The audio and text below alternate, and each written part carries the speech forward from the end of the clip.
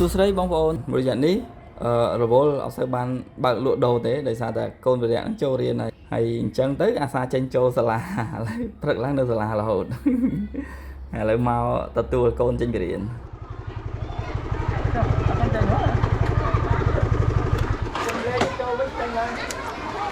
ចេះតែបកកែមកអត់តឥឡូវមកម៉ោង 9 កន្លះ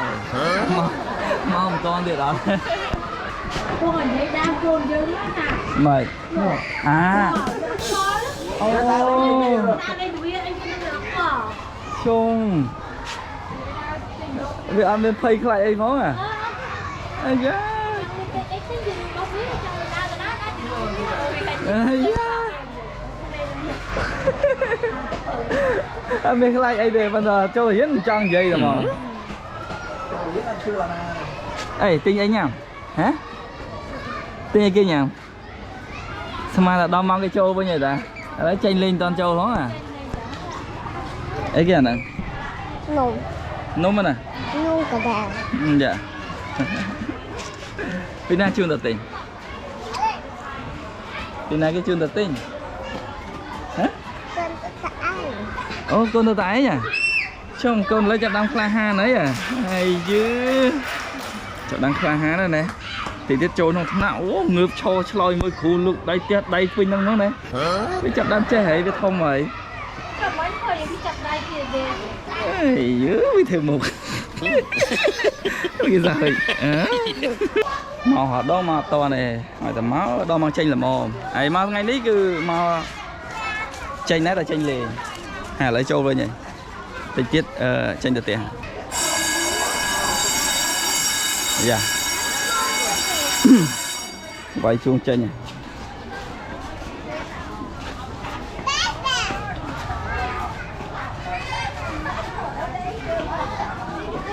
អូបជាតិគ្នាដល់ក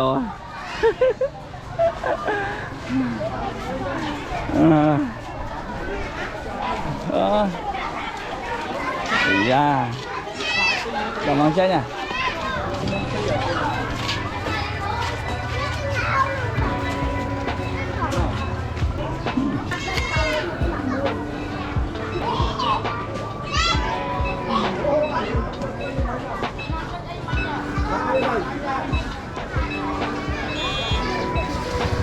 ហ្នឹងហើយអ្នកនរឥឡូវនេះដូចមិនសូវមានវីដេអូចេញដំណើរកំសាន្តទៅណាទៅណីដោយសារតែឥឡូវរវល់ទៅហើយគិតថានាំ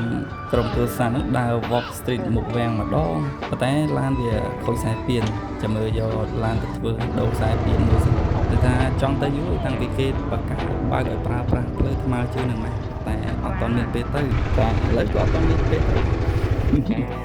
ងបដូរហើយប្រហែលជាអាចសម្រាប់វីដេអូនេះគឺមានតែប៉ុណ្្នឹងឯងអរគុណសម្រាប់ការតាមដានជួបគ្នាវីដេអូបន្តបាយបាយ